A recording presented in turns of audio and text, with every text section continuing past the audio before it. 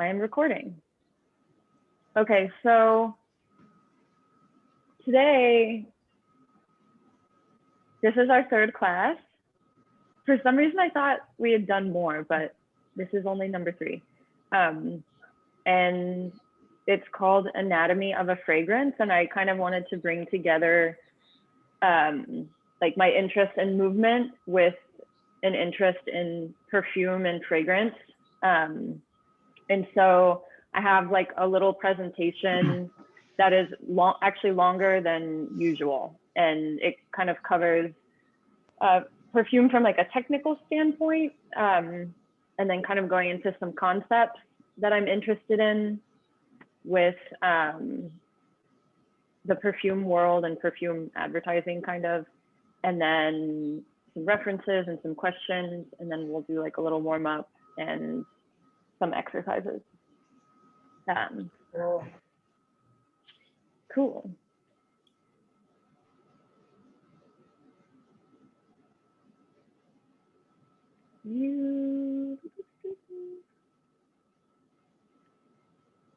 Okay, so this is third class, Anatomy of a Fragrance. And since all of y'all have taken this before, I don't think we need to cover this one. So yeah, I guess I was thinking, what is perfume? The image on the left is from Grasse in France, where they're harvesting the flowers to macerate them and turn them into a fragrance oil. And then the one on the right is this perfume that I'm kind of obsessed with called Poison by Dior. But the word perfume comes from the Latin per, meaning through, and fumum, or smoke. So kind of thinking about this idea of vaporousness or moving through, or something that is edgeless, something that is vaporous, something that is smoky, something that kind of basically lacks a body. And I think that's kind of what's interesting to me about perfume, is that although it doesn't have like a solid, tangible form, there's so much that you experience when you smell something, and not necessarily just with perfume, but with all different kinds of fragrances. Natural ones are like a synthetic lotion, and like a wave of memory could come back to you or something. So the steps in perfume production, it begins with collection, which would be collecting the different raw materials. This could be like flowers, or there are certain types of woods or resins. They're animal. Some fragrances come from animals, like the civet, like a musk fragrance is expressed from the glands, like I think it's the sex glands or the anal glands of the civet, which is like a kind of ferret-like animal. There's also a musk that comes from deer. But predominantly, I think like in most modern fragrances, they're synthesized in a lab. And it's actually kind of better, because I think for some types of fragrance, it's better because you're not relying on you're not like depleting the natural resource. So you can synthesize a really, really high quality civet musk in a lab. And you're not like harvesting it from the animals, right? So then after you have these raw materials, the second step is extraction. And extraction, there are 5 different ways to extract the fragrance from the raw material. There is steam extraction, where you steam, say, the flower petals, and you collect the oils through, like when the water evaporates from the steam. Does that make sense? Okay. And then there's solvent extraction, which is you're kind of doing the same thing, but with a solvent. There's something called enfleurage, which is where you take the petals and you use like a grease to coat them, and the grease soaks up the oils. And then there's maceration, which is similar to the enfleurage. I forget exactly what that one looks like. And then the last one is kind of the least common. It requires the most expertise, but that is like cold pressing the oils. And that's usually used with more citrusy fruits, like getting it from the rinds of oranges or limes or something like this. So the third step is blending. So that's like when you see a room full of vials and you're picking and choosing which of these different separate fragrances are going to come together to create that perfume composition. And we'll get into that in the next slide about the different types of notes in a fragrance. So whenever you're composing one, you want to have a balance between a base note, a heart note, and a top note. And we'll go into that in the next slide. And then the final step is the aging process. So that is kind of letting all of these different fragrance oils sit together and really blend together and really mesh. And that is how you get the fullness of the fragrance. And then from there, you have this oil that often is put into alcohol, and you need very, very small amount of it, and it goes a very long way. So the fragrance notes, as I said in the last slide, there's a base, a heart, and a top note. And there's a little diagram here that shows kind of how these come together to create the fragrance. And the top notes evaporate the quickest, the base notes take the longest to disappear. So whenever you put something on, that first smell that hits you, that is sometimes overpowering or very strong or very sharp, that is the top note, but it also evaporates quicker. So, you know, some top notes will last an hour or even less. You know, they can be these very kind of bursts of fragrance that deteriorate pretty rapidly. So then the notes that kind of carry or blend the top and the base notes would be the heart notes of the fragrance. And those are the ones that create a lot of body in the fragrance. And then kind of the base notes are the ones that linger the longest. So if you've ever put something on and then, you know, smelled your clothing the next day or even days afterwards, those notes that linger, those are the base notes. And often those are like really woody, smoky, animal. They have like more of a depth and a weight to them. I have a quick question about the last slide.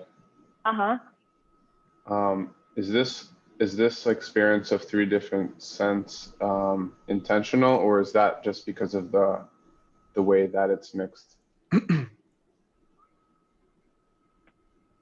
Wait, can you rephrase that? What do you mean? Like that phenomenon where there's 3, like the first thing you smell is the top, and then comes the heart, and then finally the base is what stays. That's intentional, right?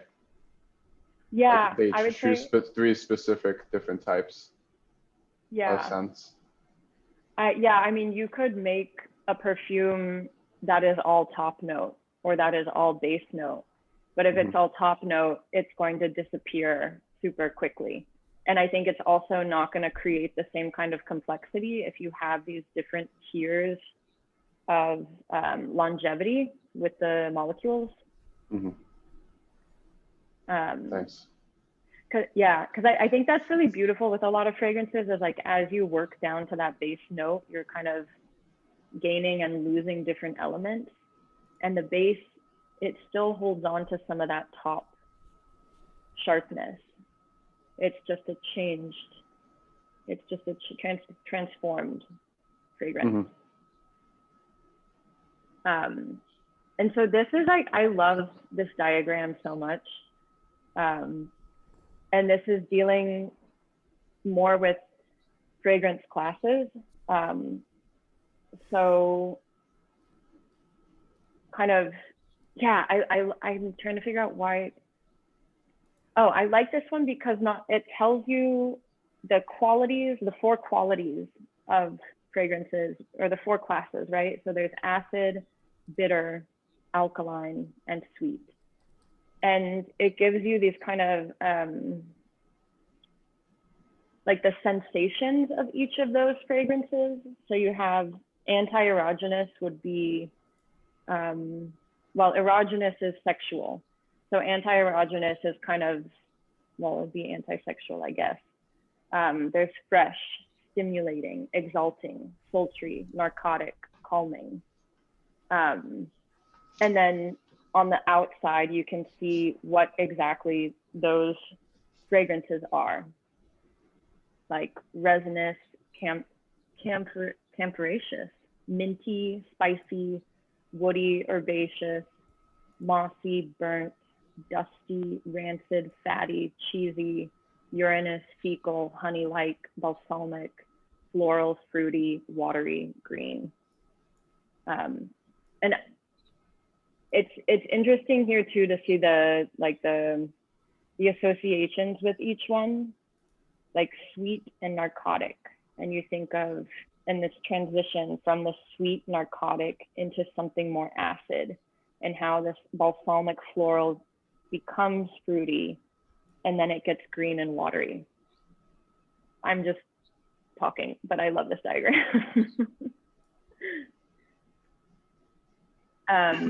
So that's kind of like this is just kind of a little technical background on fragrance stuff, and I don't have a super crazy knowledge about it, but I've like taken a couple classes and I'm thinking about it a lot.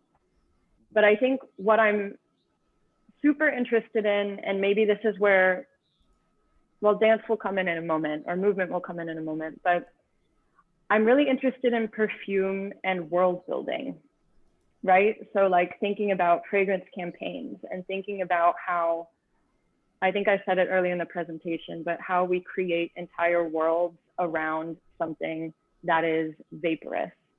Perfume is a smoke that is passing through, and yet the way that we give it a body is so rich, and it has so many facets to it.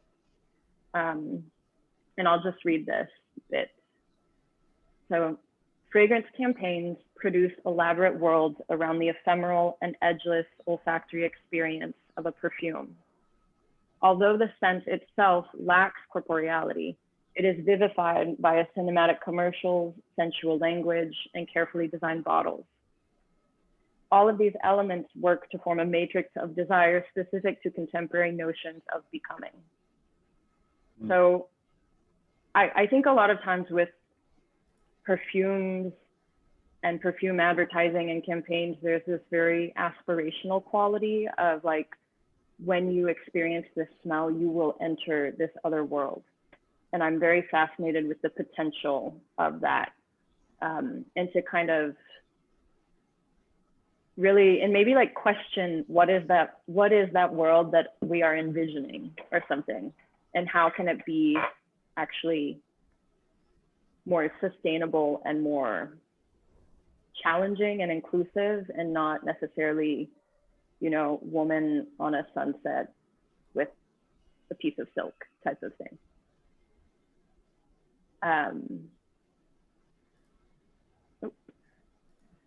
So I also have, so good on time. I also wanted to show a couple of references as I've been doing each class. And the first one is this woman, Isabel Lewis. If you were here for last class, we looked at her sister, Licia Lewis, and they're a crazy sibling trio. Actually, there's Isabel Lewis, who is working with choreography, Licia Lewis, who's working with choreography, and then their brother is this musician, Twin Shadow, if you know him. and they're often collaborating, and very kind of ideal sibling relationship there. But yeah, I'll just play this short video. It's about 3 minutes long.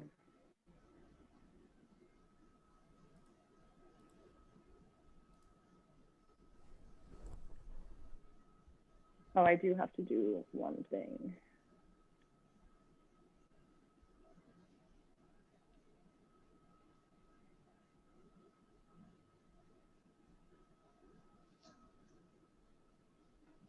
Hello, Rudy.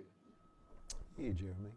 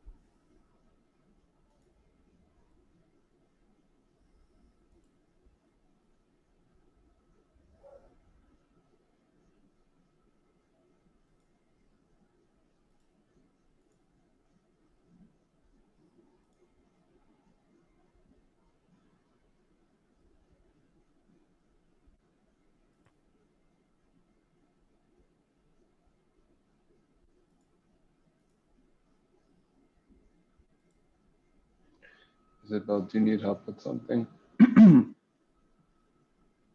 What was that? Do you need help with something? No. Okay, because we can't see, I can't see or hear anything besides the really? slideshow. Mm-hmm. Oh, haha, because I was just watching the video. Technical difficulties.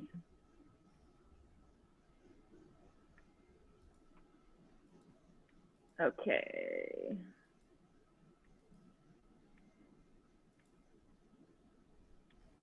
Can you see this?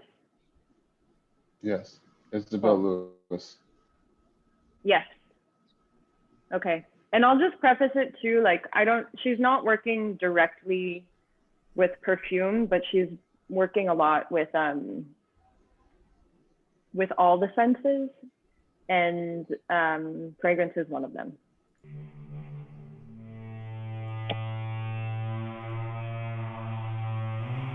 When visitors head down the spiral staircase, they'll be entering a kind of very sensual environment, lush in a way.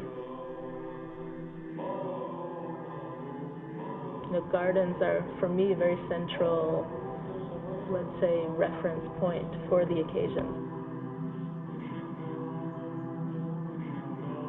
The invitation is always there to dance, to taste, to smell, to speak, and to interact.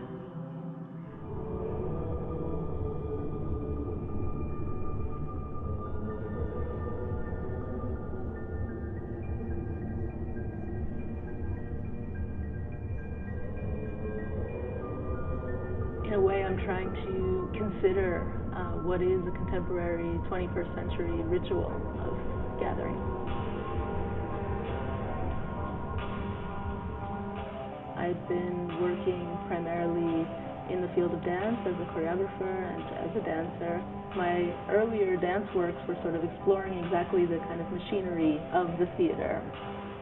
And sort of by 2009, made this shift about what it meant to sort of be the performing presence in the theater, and actually shifting that idea towards the idea of a host.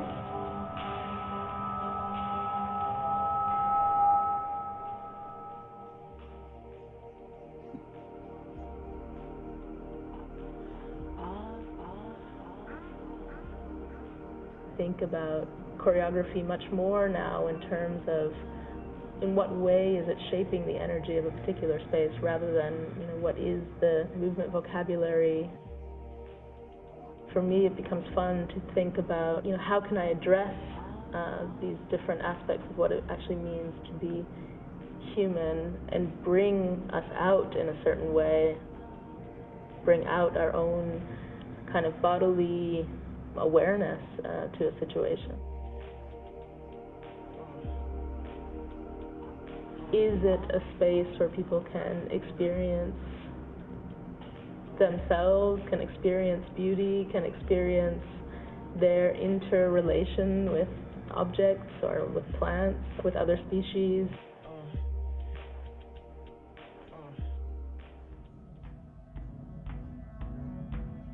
The sort of integration of life and art, that's something I very much relate to.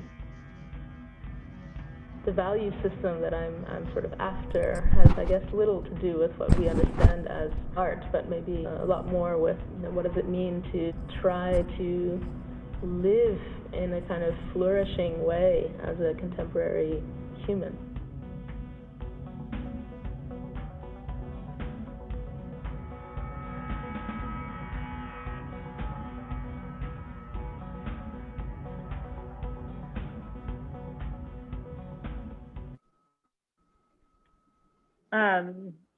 Do y'all know Anika Yi?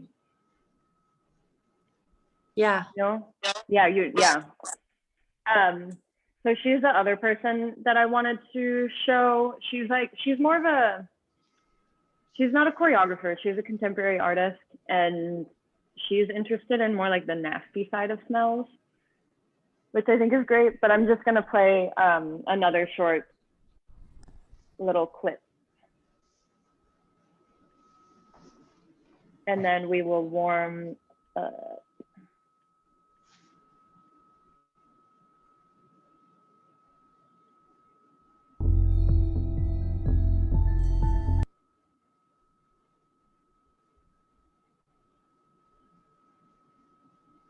I don't know that I accept good and bad as sort of categories for smell.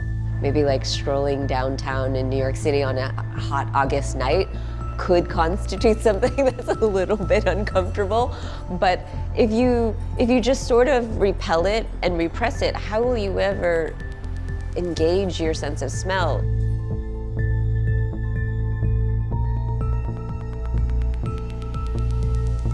That the primacy of sight and vision over all the other senses doesn't make a whole lot of sense to me, you know? And I was not only trying to critique it, but also trying to offer different alternatives. And I think that we could learn a lot more from tapping into our other senses and cultivating our other senses.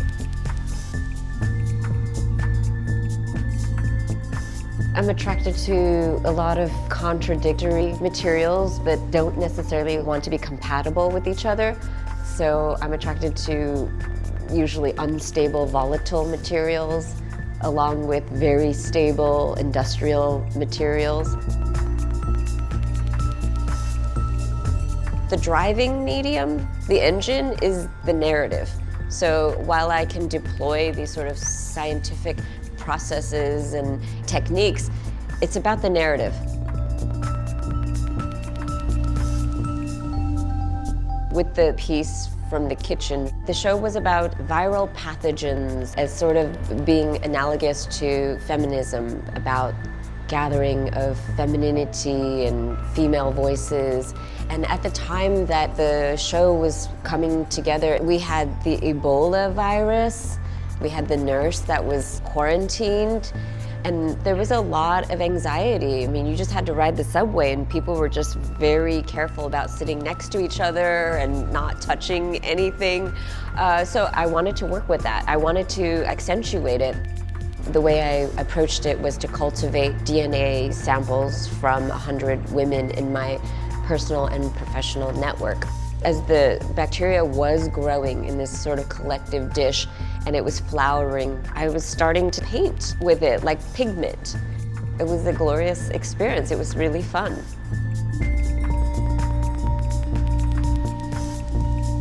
I think I was making perishable works because I was questioning that sort of monumentality of the work that was going to outlive all of us as a relic of history. I think some should and some maybe not so much. You know, where do all these objects go in this huge sort of vault in history? I don't know that they all need to be. So I'm constantly sort of challenging that notion. Wow, that is funny to hear her talk about Ebola virus after this whole year. Oh, was there no sound? I had sound. I heard it. I did too. Oh, okay. She actually has a line of perfumes that, if you're interested, it's called Biography Fragrance. And I haven't smelled them yet, but I think that I'm very curious about them. Okay, so I just have a couple of questions, I guess, to keep in mind while we move this evening, and I'll read them out. So, how does a fragrance inhabit or animate a body? Do different kinds of fragrances produce different kinds of movements? How does a fragrance or smell shape or distort our perception of space, our perception of time? What kinds of worlds do typical perfume campaigns idealize? What kinds of movements are valued in these worlds? What kinds of fragrances produce soft and liquid movements? What kinds of fragrances produce stilted and painful movements? Can a fragrance be both disgusting and delicious at once? Can a movement be both sensual and repulsive at once? What kind of a world is conjured by this duality or sensory roundness? Okay, so that is my presentation. And we'll do a warm-up if y'all are ready. That was a nice presentation, Isabel. Okay, thanks. Thank you.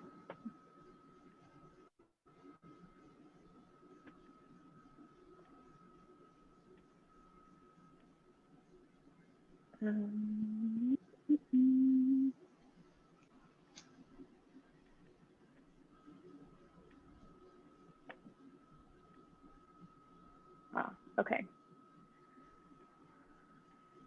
Okay, so I think we'll start this warm up the way we did last week, which is with like a short meditation, and it'll build into some movement.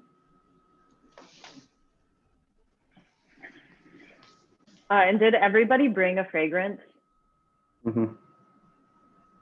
Okay, cool. So go ahead and find a comfortable place to lie down, if you can.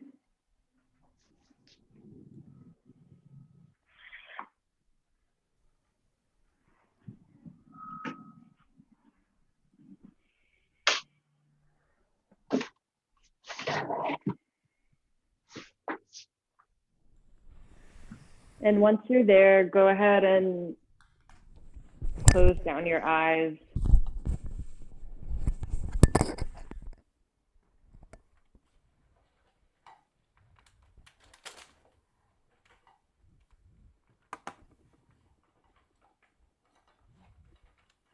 Take a slow inhale.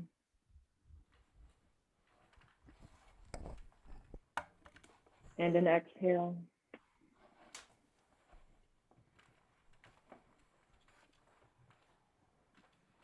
And again, inhale.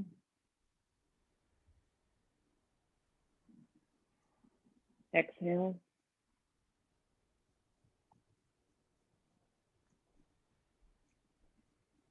And notice the way that your body is coming into contact with the ground.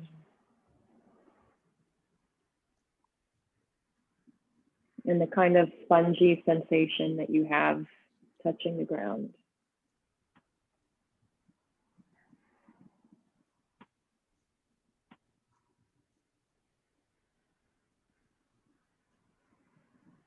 Notice the way that your head is touching the ground.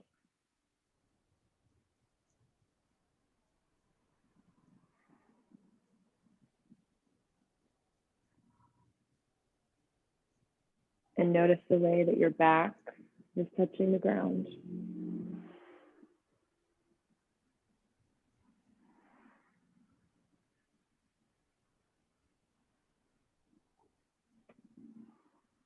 Notice the way your elbows and your forearms and your hands are touching the ground.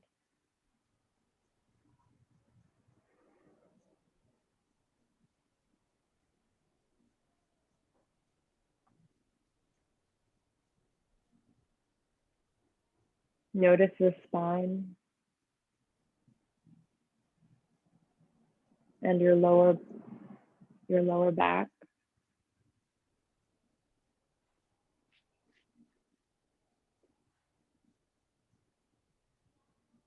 Notice your hips.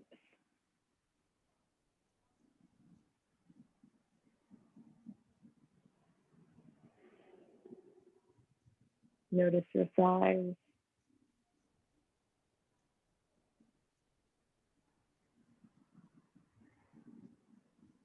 Notice your knees.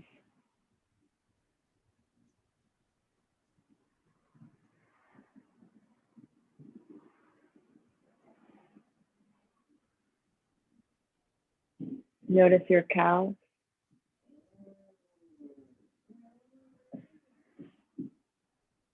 Notice your shins.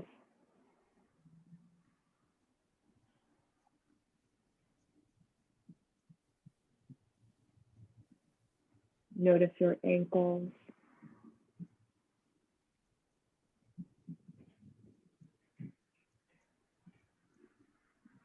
Notice your feet.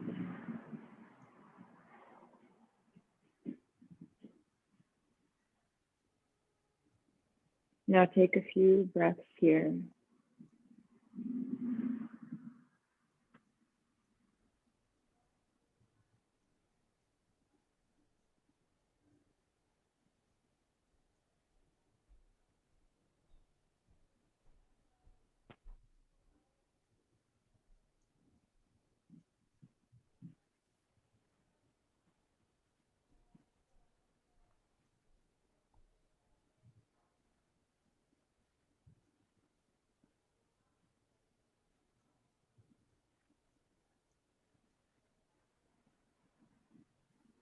Now feel your feet explode from your ankles.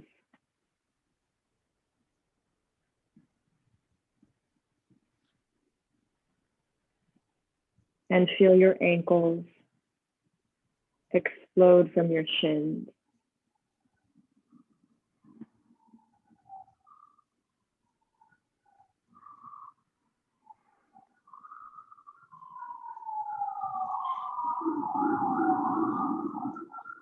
And feel your shins explode from your knees.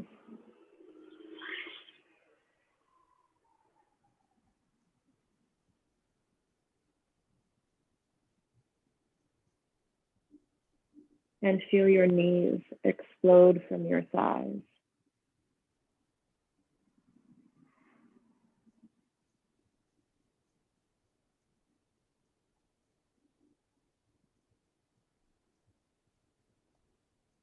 Feel your thighs explode from your hips.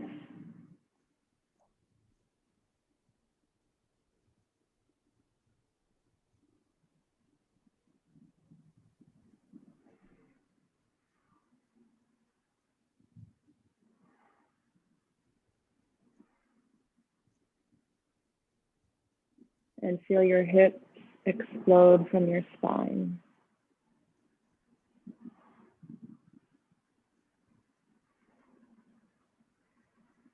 And feel each vertebrae slowly explode away from the one above it. And maybe you're feeling like a tingly sensation in those exploding parts of your body.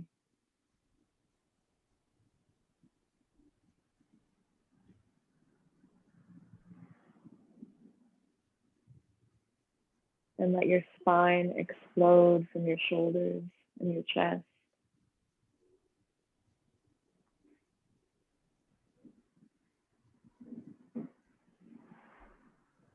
And let your hands explode explode from your wrists.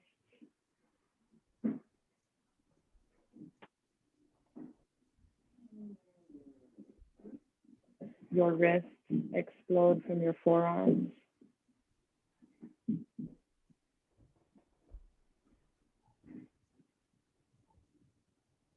Your forearms explode from your elbows.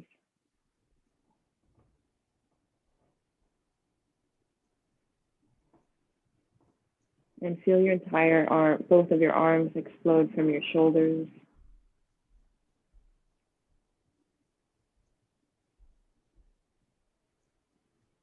And your shoulders and chest explode from your neck.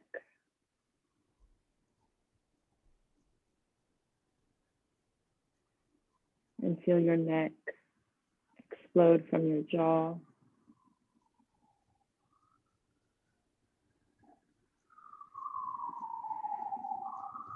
And feel your jaw explode from the rest of your head.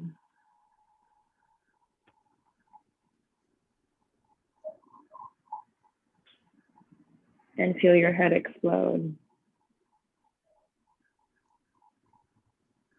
And your entire body like vapor, sparkling. Take a few deep breaths here.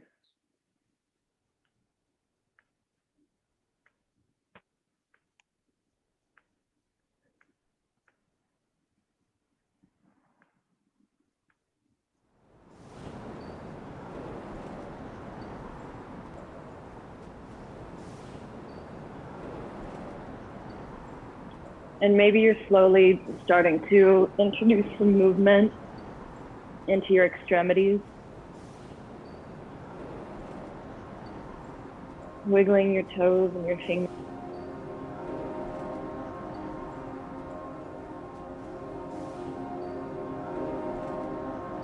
Maybe rolling your wrists and your ankles.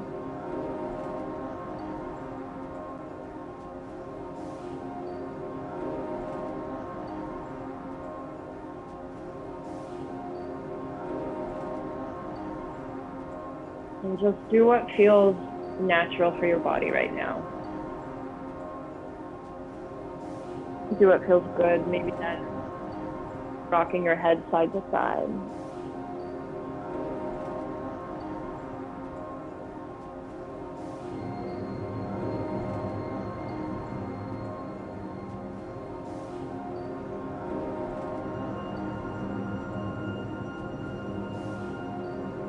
Maybe that's stretching your arms up, stretching your legs.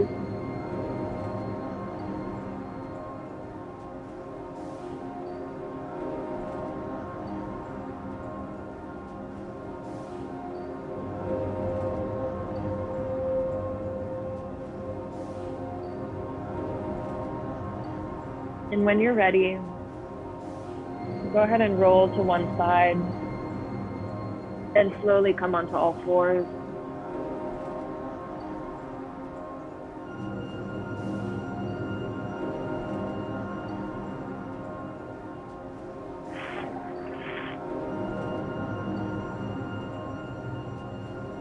Maybe introducing some cat-cows into your spine. Just stretching and doing what feels good.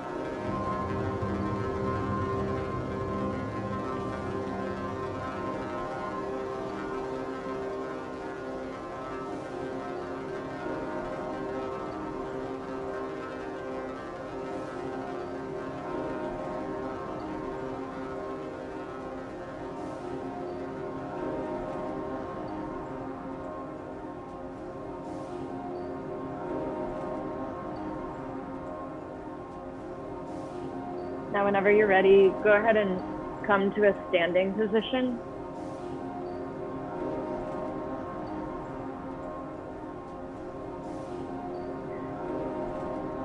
And start to find circles.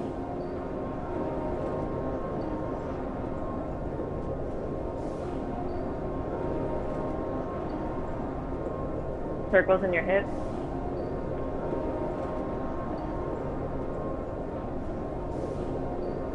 Circles in your spine.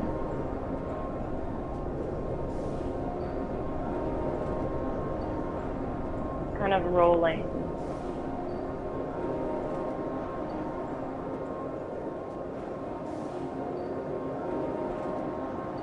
Maybe finding circles in your knee, in your foot.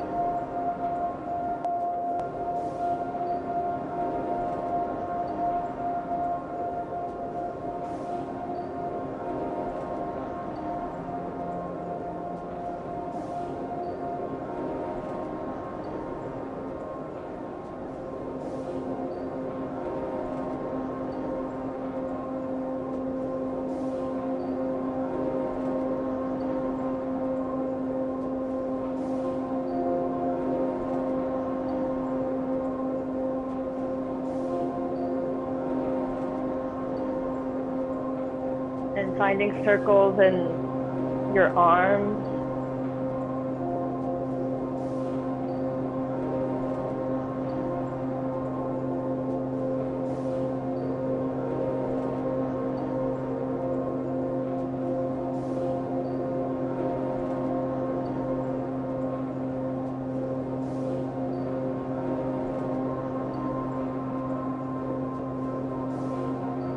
You can always just return to this circles in your hips at any moment.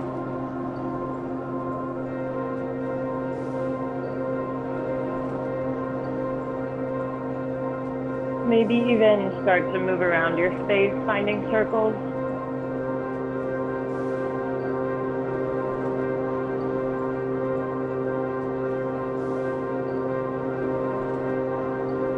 And tune into like the pleasure of stretching into these circular shapes.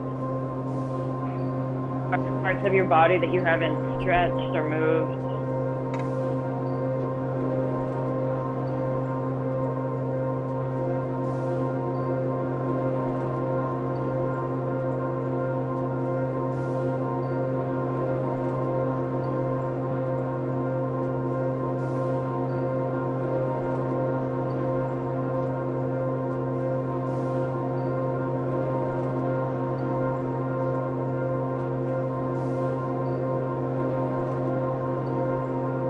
Now I want you to start to continue these circular movements, but maybe start to follow your hands and let your hands discover your space.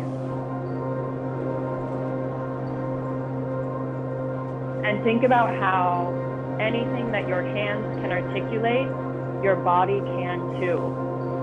So how do you follow your hands with your body? Whether that's through very small movements or larger ones.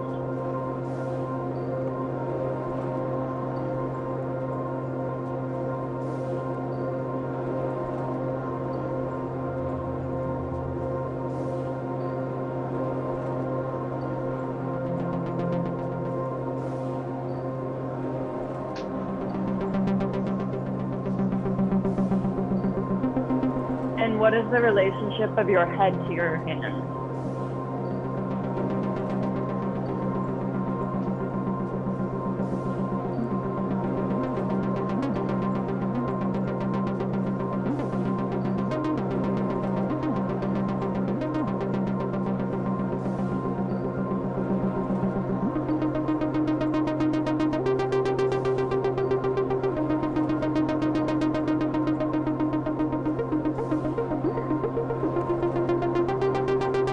How can your hands like articulate different pieces of furniture or objects in your shape, in your space? And then how does your body follow?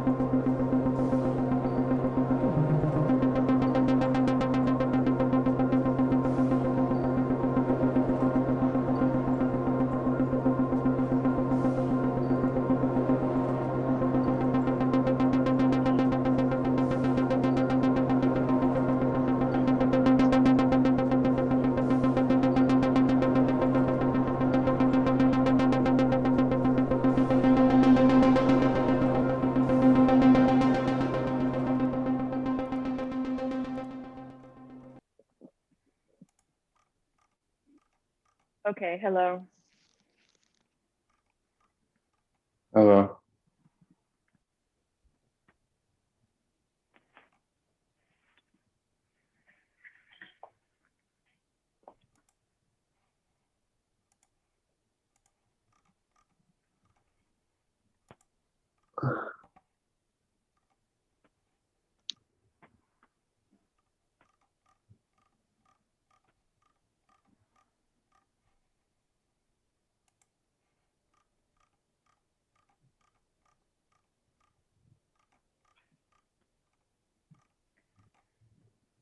Okay.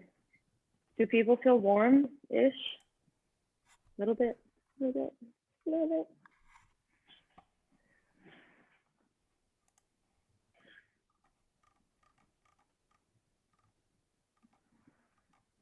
I was thinking we could share our the fragrances that we brought. Mm-hmm. I would love to.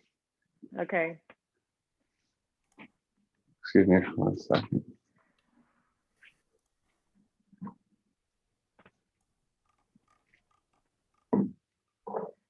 I'll be right back too. I'm gonna get water.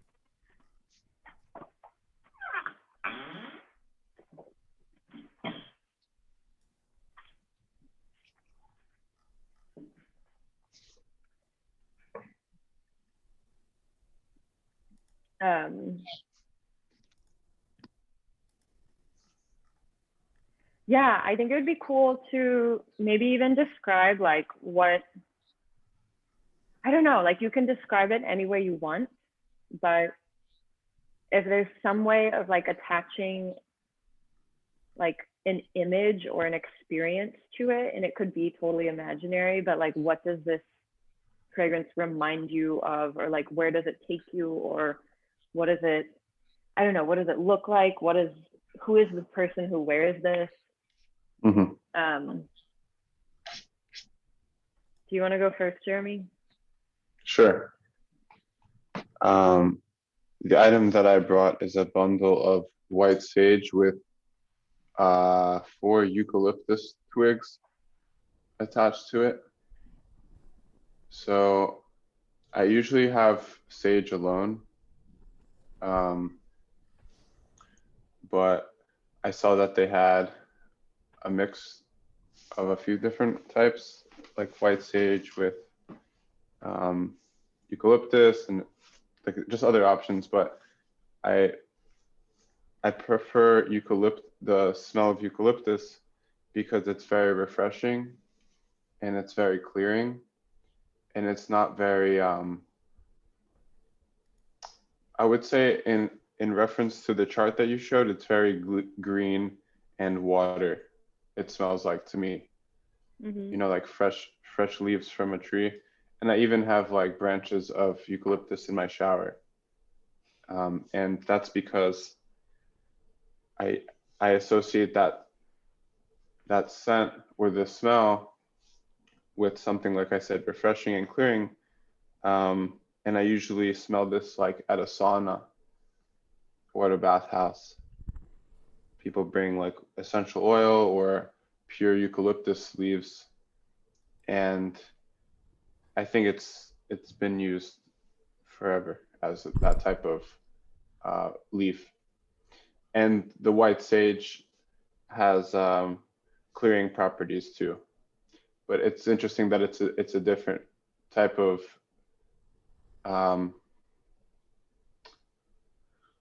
I guess I can't think of the word when it comes to fragrance that you were talking about before. Like a note, I guess would be the right word. The eucalyptus is like a note on top of the white sage. That's a little more unique than I normally smell. So I guess that Nice. would be too, like what you have there would be the raw material that you would get the essential oil from. So probably the way that you experience that smelling it burning is different than like the note. Yeah, even how it burns, it smells in my living room and my apartment smells different than when I have my shower and it's steaming, you know. That's interesting. Like the water carries the steam of the water carries the scent different than the smoke of the burning. Right, and that goes back to what you're saying about the different types of extraction. Oh yeah. So I'm gonna be burning this if we decide to smell it. I mean, I don't have to burn it, but I can smell it. But I'll get more if I burn it.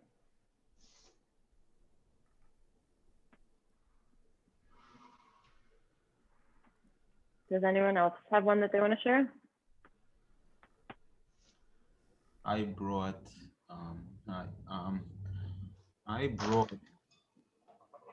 two different kinds of smells. I brought sage and I brought cigarettes. Hell yeah. Kind of made me think about, can something smell disgusting and pleasant at the same time, or something similar? You know, I was listening very careful to your amazing presentation, and I wish I could describe that smell based on the chart that you provided. And I even wanted to take a screenshot. It's very new to me, and it's really well done, that presentation. I was listening carefully, like you just can't explain the way Jeremy did, like he caught on really fast. But I thought I was prepared. No, yeah. I mean, Nice. so cigarette would be like tobacco. I mean, that's a super, super common ingredient in so many perfumes and like in candles and stuff like that.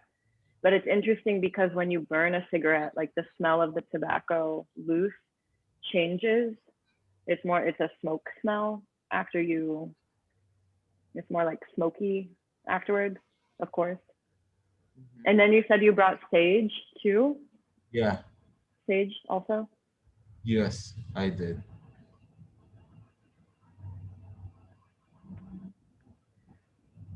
I can share mine. I brought this little vial of, it's a fragrance, it's a sample, and I've had it forever because it smells so good. I never want to use it, and I can't buy the $400 bottle, at least not yet in my life.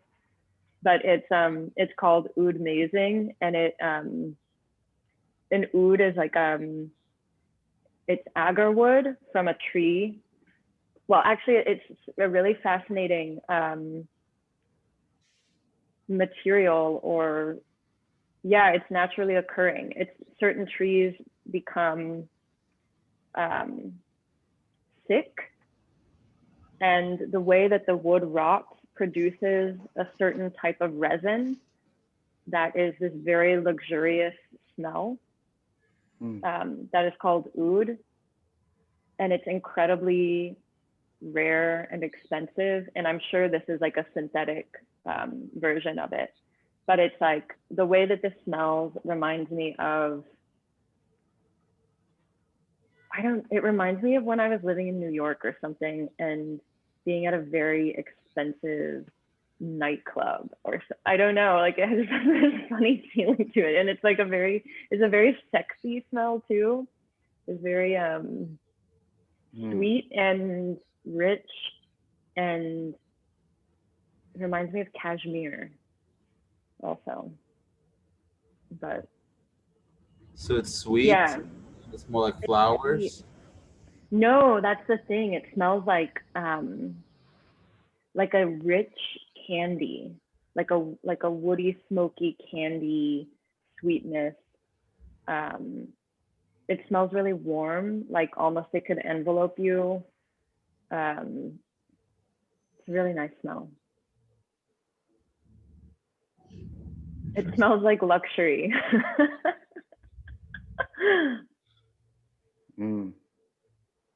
Yeah. Rudy or Remy, do you all want to share? Yeah, sure. I have a propolis tincture. It's just propolis, which is like Mm-hmm. it's like a thing that bees make basically to like patch up holes in the hive. It's like a mix of, I guess, like little bits of digested honey with like resin from saps and things like that, and other just digestive juices.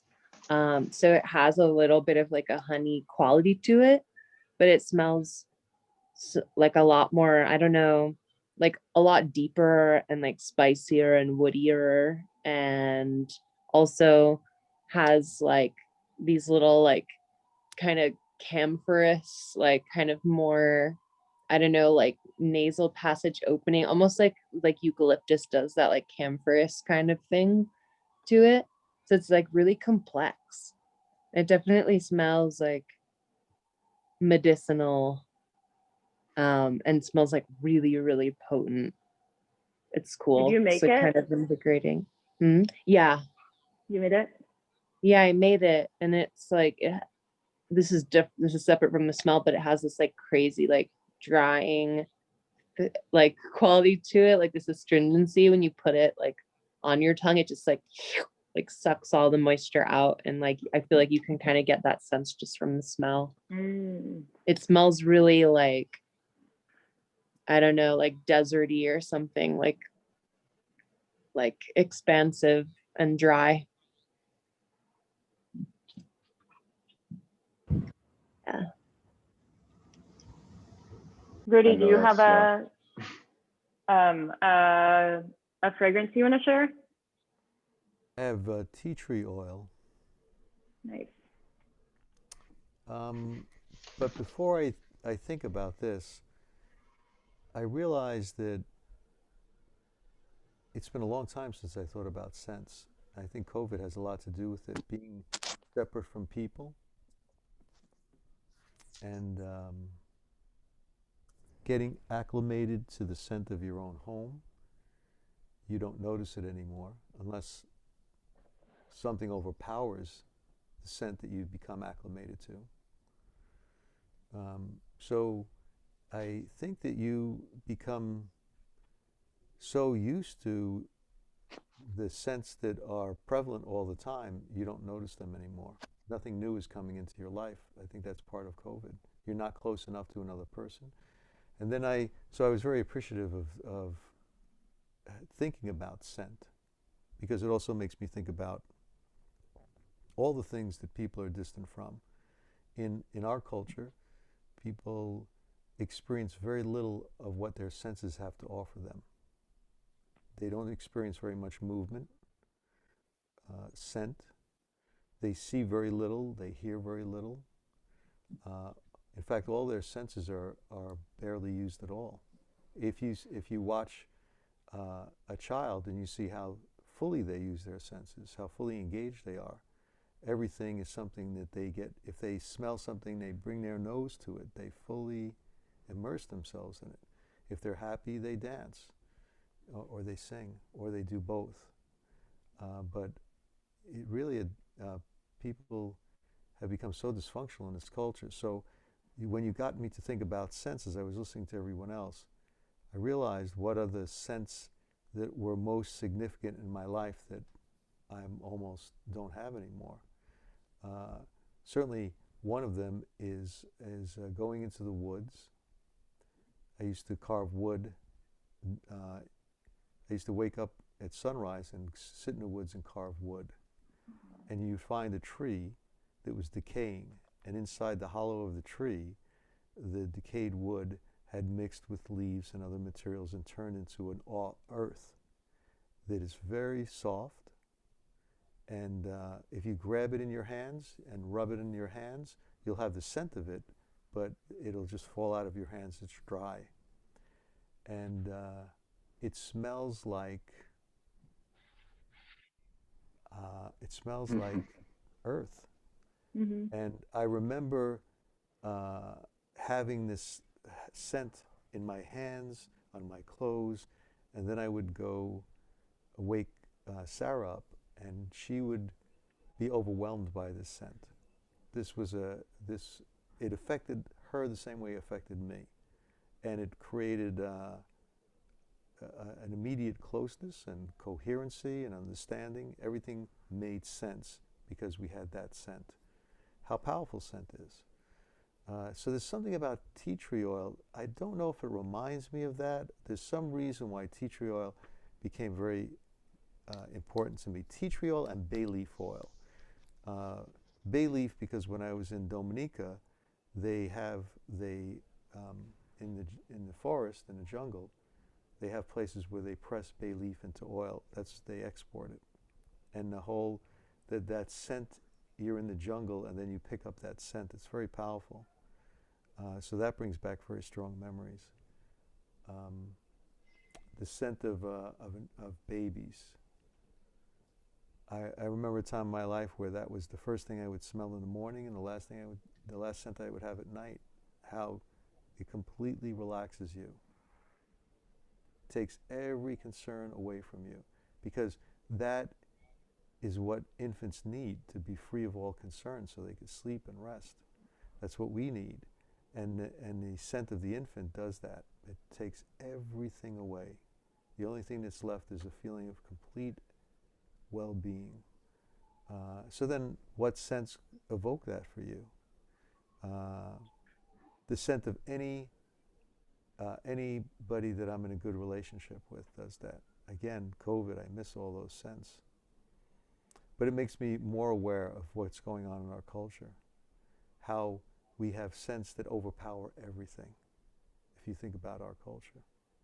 We have scents that so aggressively overpower everything that the sense that would bring us to each other, to a greater sense of self, we don't give any attention to that. We don't give attention to ourselves and to other people. We give attention to concepts about ourselves and concepts about other people.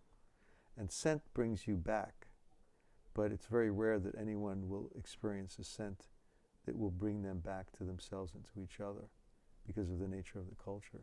We're sold scents. We're sold sense. All our senses have been sold to us and processed and marketed to us. So it's interesting. I'm going to give a lot of thought to what scents had the biggest effect in my life. See if I can reconnect with them. Great. Thank you. Oh, that was beautiful, Rudy. Thanks, Jeremy. Jeremy, I wonder what you smell like. I wonder what Isabel or Vitali, or I wonder what Katie smells like. I don't remember anymore. I don't know for some of you. I don't know. You know, why are we so removed? If we were not in an overly sexualized culture, if our culture didn't function very much like we're becoming aware, with so many men being put in prison for their behavior. But that's common behavior. That's been happening for many generations. This predatory, aggressive, take what you want, don't care about any consequence behavior that has put people like, who's that famous producer? Harvey Weinstein. Put him in jail. Now, if you take that idea of how horrifying someone's life could become, and what our lives would be if we weren't subjected to anything like that, we would have each other's scents. Everybody you love, everybody you care about, you would have smelled their hair, you would pick up all sorts of scents, just like animals do. And within those scents would be enormous well-being, comfort, clarity, communication. The power of communicating through scent is one that we're not giving very much thought to. That you could be in an upset place with somebody and pick up a scent and it will calm you down and you'll remember how you connect to that person. Mm-hmm. We're not doing that anymore. I don't hear very much of that. I know that when you pick up the baby, you're a healthy person, you're completely calm, completely relaxed in that scent. Mm-hmm. And another aspect of that is that you smell the baby to see if the baby is healthy. We're supposed to be smelling each other. In fact, a doctor that was a physician to the Dalai Lama went on rounds with a physician at one of the major hospitals. And he took he had things prepared, and one of them was to have certain people have their morning urine put in a bowl, which he whisked, and he smelled, and he said, this man has heart disease. Mm-hmm. And that was the correct diagnosis, according to Western medicine. They had run him through all the procedures and knew he had heart disease. So that's that is a reminder of how scent tells you a knowledgeable person with experience can smell illness, particular. Why do we have the sense of smell, and why does our culture currently put it to such poor use? That's something to give a lot of thought to. Yeah, you should look at that, the Anika Yi woman, the artist. I think she's very interested in exactly what you're talking about like senses, not paying attention to our senses or something. But I think maybe now we can dance a little bit, just a little bit. Sure. Okay. So I think for this first exercise, I think we have time for two. I want to just play around with dancing, and I'll guide it, but like the bass, heart, and top notes, just in general, like what those ideas evoke for you within movement. So should let's we start. like should we be interacting with the things that we brought? You can if you want. For the next exercise we will, but Okay. you can burn it if you like. I mean, it could be nice. I'll wait.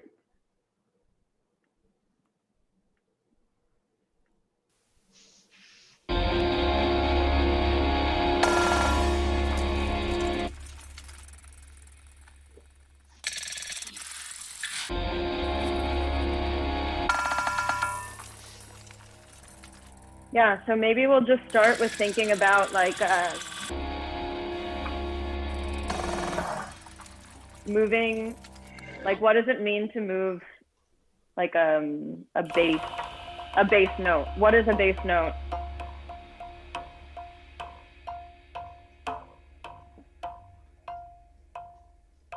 And remember, that's like the bottom of the pyramid, right? So that is the one that lasts the longest, the woody, the one that creates fullness.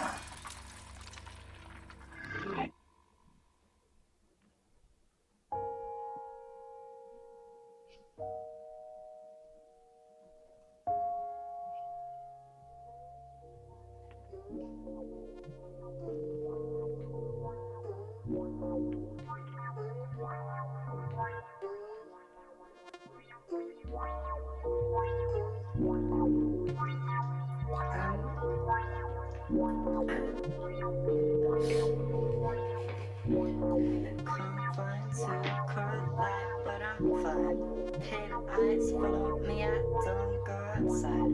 I don't go outside. I'm losing my friends. How you gonna fill the void and make it end? Confined to cold light, but I'm fine.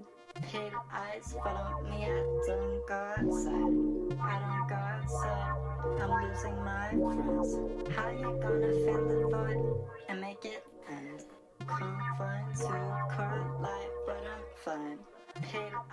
And maybe the bass note is like, yeah, like how do you create a sense of longevity in movement? Is that like holding a movement for a really long time?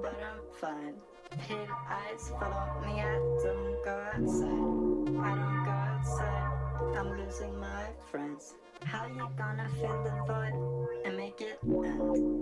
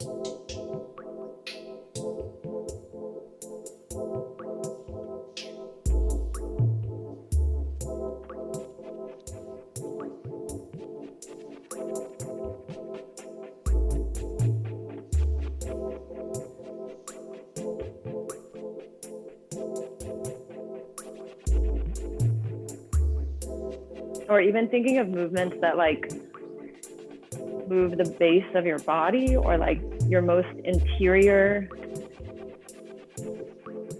parts or something.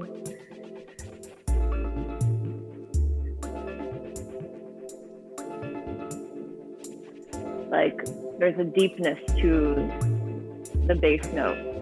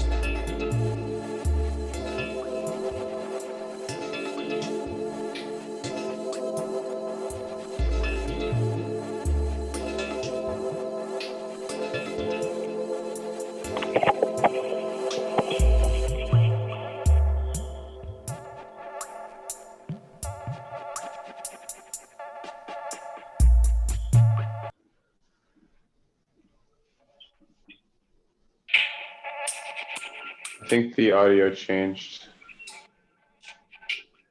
It changed? Mm-hmm. My headphones off.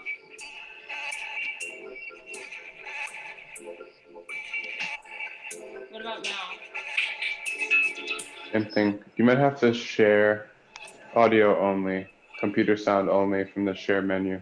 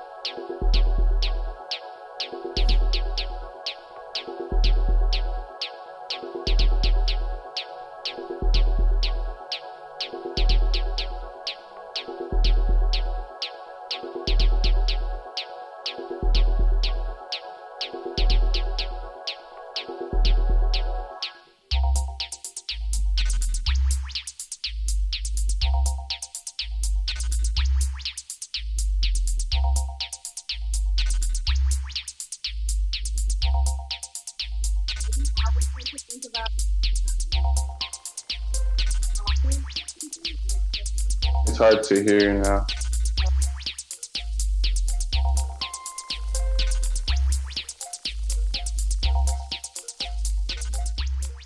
What about now?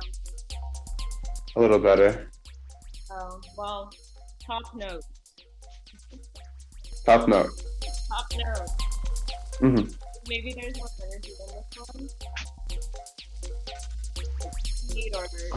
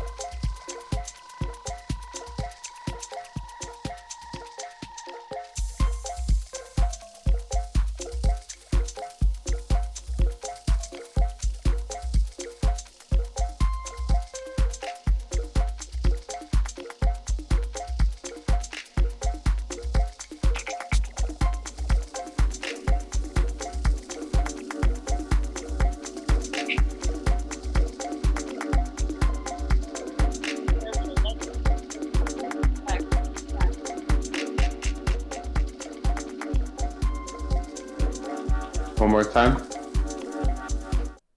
Hello? I can hear you now.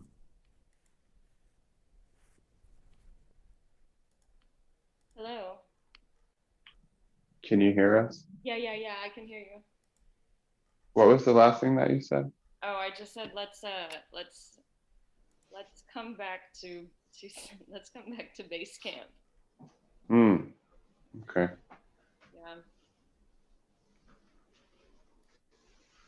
Yeah. Do you want to repeat what you just said, please? Are you still unable to hear me? I can hear you, but I couldn't tell what you said. Oh.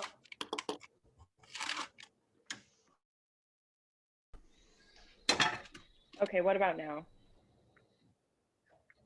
I can hear you good. Okay.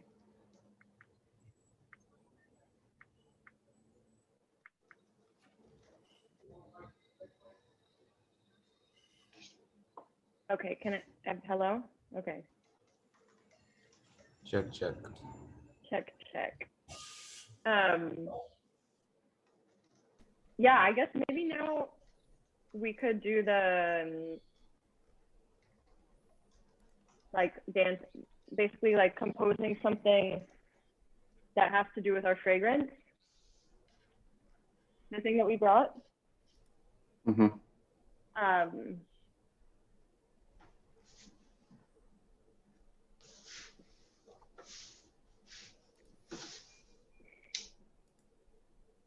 Wondering, I feel like maybe we should do some kind of mirroring thing though.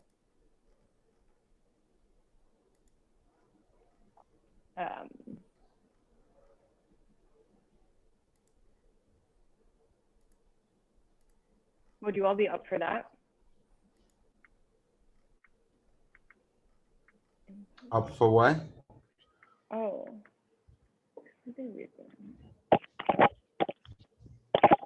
Maybe I'll take you off my speaker for a minute, just while you talk.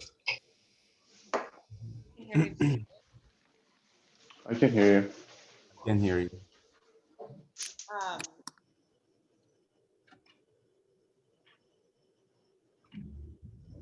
Yeah, I'm trying to sense the vibe of tonight. What is the vibe? Okay. The vibe is there. The vibe, okay, the vibe is there. Yeah, it's here. Here it is. No, I'm just wondering if we should do something that's more like collaborative in the sense of like mirroring or something, or if you all feel like just continuing to. I'll be down to collaborate and mirror. Yeah. Or either way, it's perfect. Actually, doesn't matter.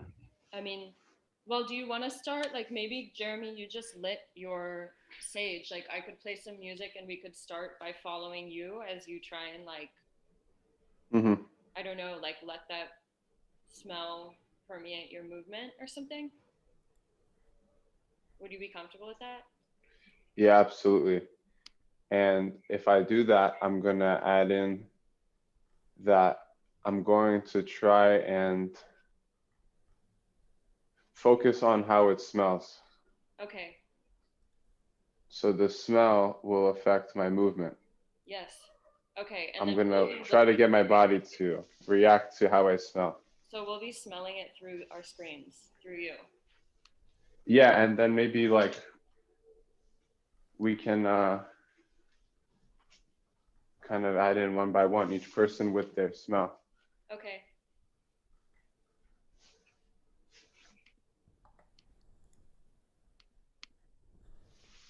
Okay, I'm just gonna keep playing that mix.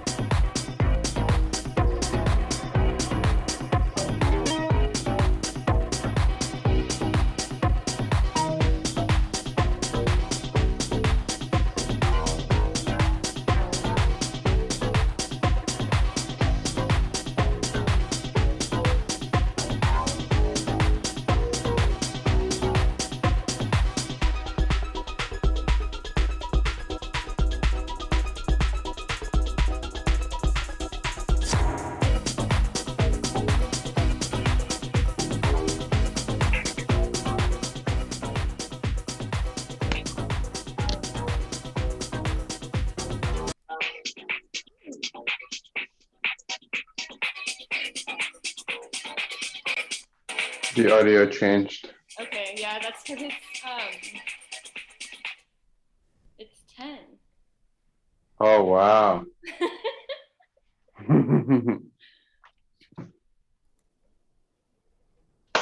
Cool.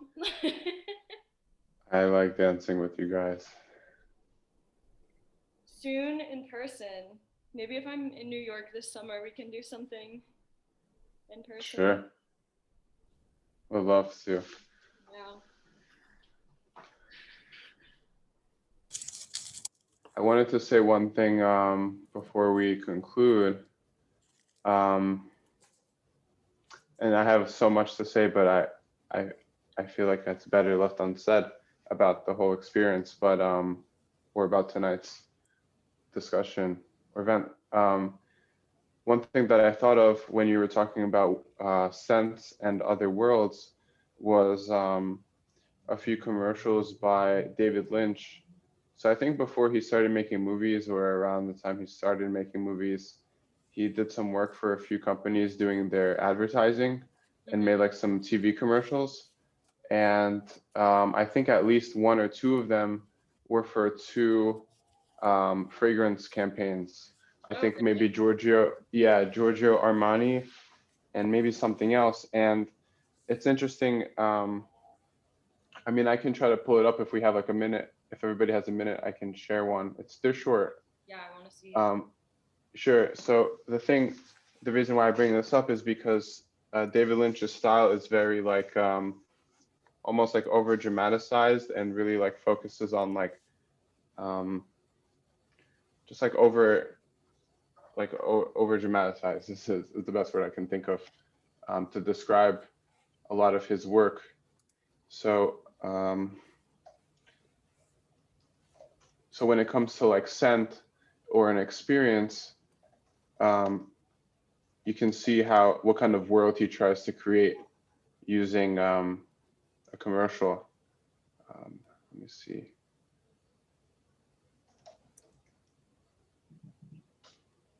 Let's see.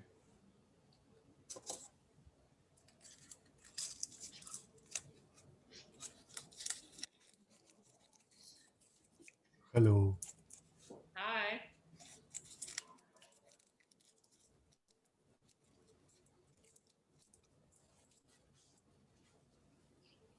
Second. Okay. Let me share my screen. Can you please enable screen sharing? Oh, yeah.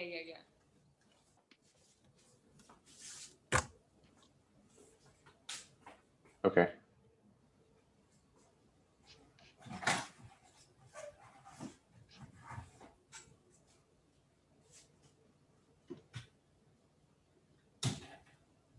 (1992) Giorgio Armani.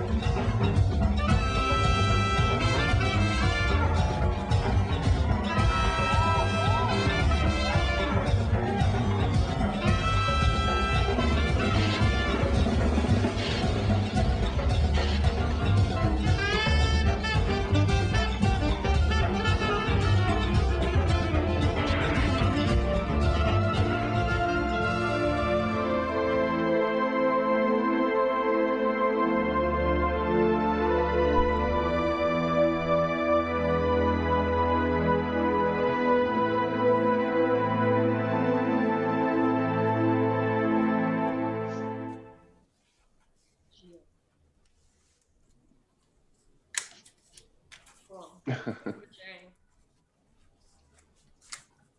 I want to look at he does other ones. He's done Very interesting after in the Zoom meeting after what we did.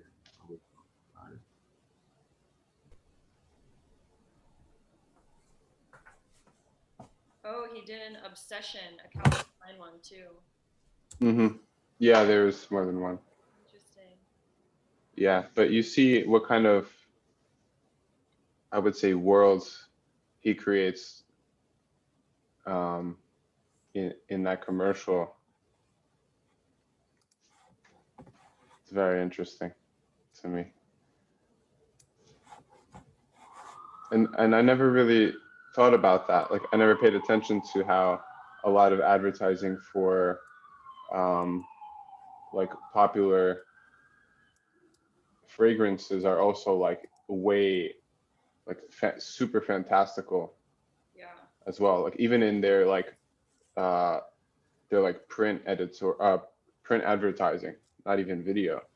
Like in just those, like that ad you showed with that woman standing blowing in the wind in this like very unique glass piece. It's very abstract. Yeah. I think my interest or my argument or the where I'm critical is that like something like perfume advertisement shows us how like malleable our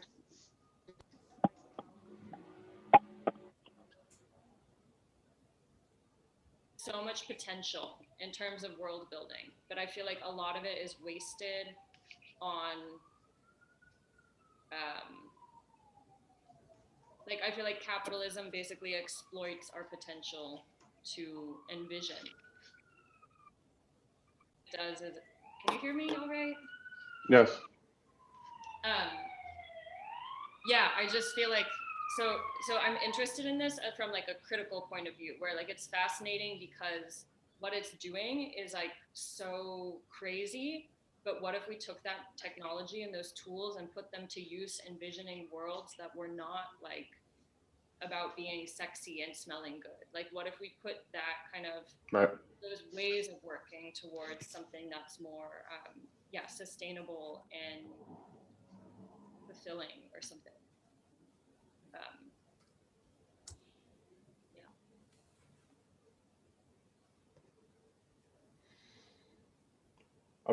I'll be paying a lot of attention to the way things smell.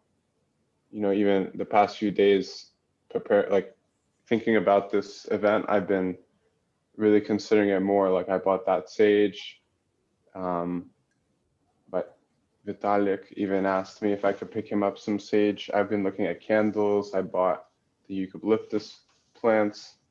Like I moved into a new space, but I believe that the smell has a large effect on the space and on us.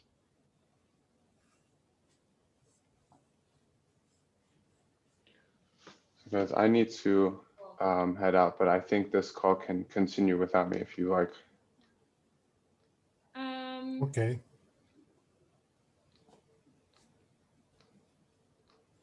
But it's very good to see you guys. Jeremy. I hope to see you guys soon. Yes. Good Thank to see you. Okay, good night, everyone. Good night. Right. Good night, guys. Good night. I'm gonna head off too. Bye, Remy. Okay. Bye. Bye.